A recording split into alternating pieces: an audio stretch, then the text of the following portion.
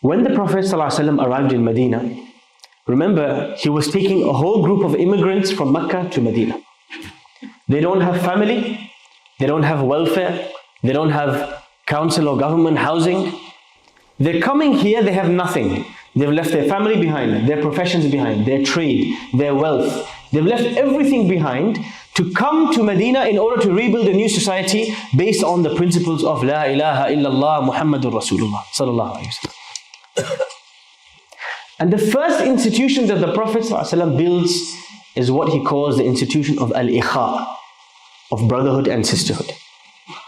He pairs one of the immigrant Muslims, the Muhajirin, with one of the Ansar, and he says, you guys are a pair, you two are a pair, you two are a pair, and as a pair, the resident in Medina should be ready to share everything he or she owns with his pair.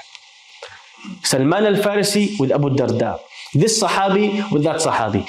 And it was to the extent when Abdul Rahman ibn Auf radiallahu anhu migrated from Mecca to Medina, and the Prophet paired him with one of the Ansaris, one of the residents of Medina. His pair said to him, listen, I have 4 wives, I'm ready to divorce 2 of them, you can have them. This is my house, I'm willing to break it in half, you have half of it. This is my wealth, here, have half of my wealth. This was the extent to which they were willing to support the Muslims who were coming in with nothing and starting from scratch. Before the Prophet built the Masjid, before the Prophet built anything else in Medina, the first thing he built was unity and brotherhood and sisterhood, close ties, a welfare system that wasn't relying on the state, but relying on each other, supporting each other. He created a system of welfare through ukhuwah, not welfare through the state. And so what happened? Abdul Rahman ibn Auf radiallahu anhu said to his companion, I don't need your wealth, just point me to the market.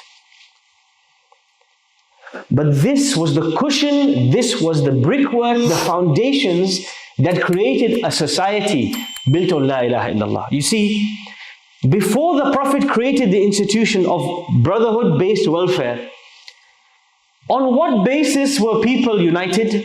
They were united based on ethnicity and tribe. In fact, one day in Medina, there was a fight between one of the Ansar and one of the Muhajirin. There was a physical fight, an altercation. And the man from the Ansar went and started screaming, Ya lil Ansar. And the man from the Muhajirun, the immigrants from Mecca, started screaming, Ya lil Muhajirin. Now see, the identities changed. They're no longer identifying with Islam. What are they identifying with? Their ethnic, tribal background. And so they start fighting. And the Prophet ﷺ intervened in this fight. And he said, Utrukuha فَإِنَّهَا نَتِنَا. You know these terms, these identities, these labels that you guys prefer? That I'm Sudani and I'm Libyan. I want to help the Libyans. I'm Sudani, I'll help the Sudanese. I'm Indian, I'll help the Indians. I'm Somali, I'll help the Somalis. These ethnic identities that you hold so dear to your heart, you only socialize with your own. The Prophet said, leave these labels because they are filthy labels. Embrace each other. Embrace each other upon La ilaha illallah. Should it matter what ethnicity your neighbor is? Should it matter what ethnicity your brother is? If they say La ilaha illallah, you should be willing to give everything to them. You should be willing to be hungry tonight so they can eat. This spirit and this culture was created by the Prophet ﷺ, which is why he didn't need welfare. Today, what happens in socialist states? Somebody loses a job, somebody's hungry, immediately they rely on the state for welfare, they rely on the state for income, they rely on the state to provide them housing. And so what happens? We stop supporting each other because everybody is relying on the state.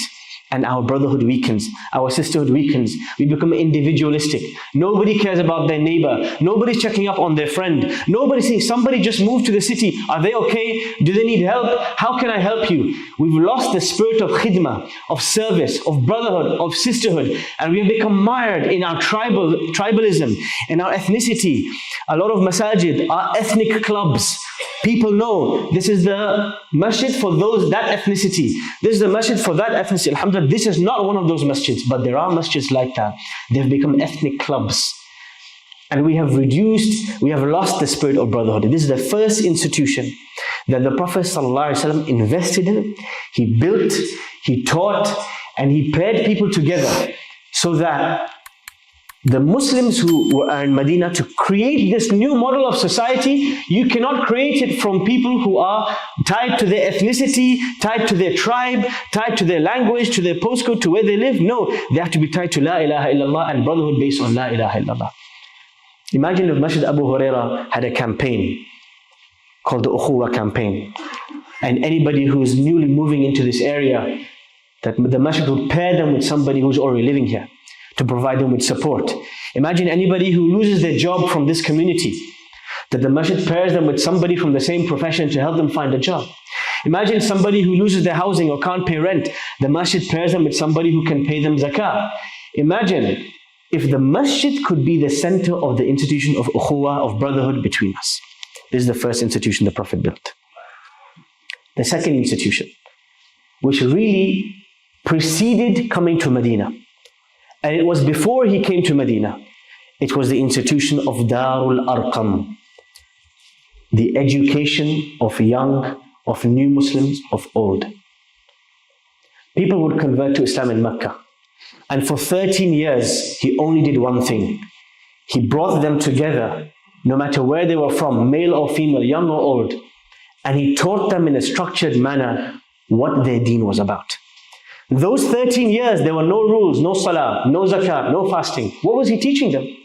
He was teaching them about three things: about Allah, about the prophets, about the afterlife.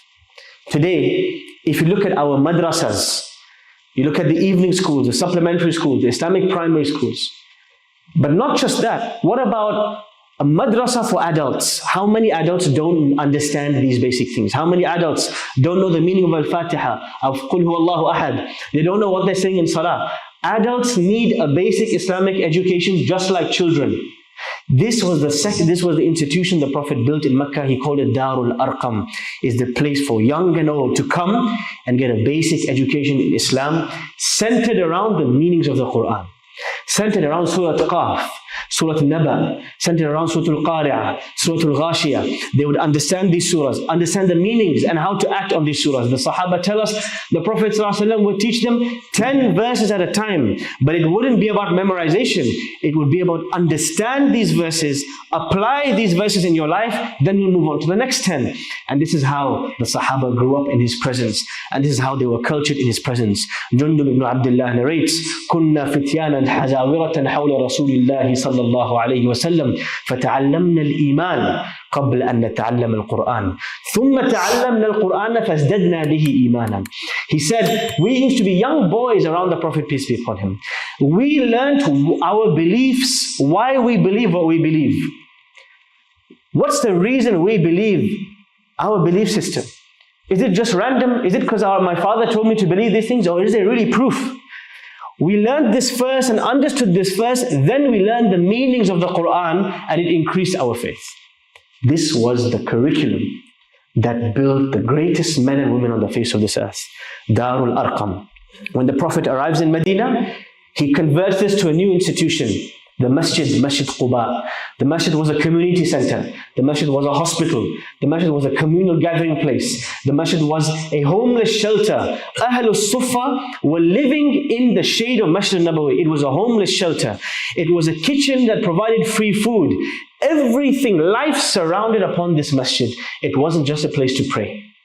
And this is the second institution.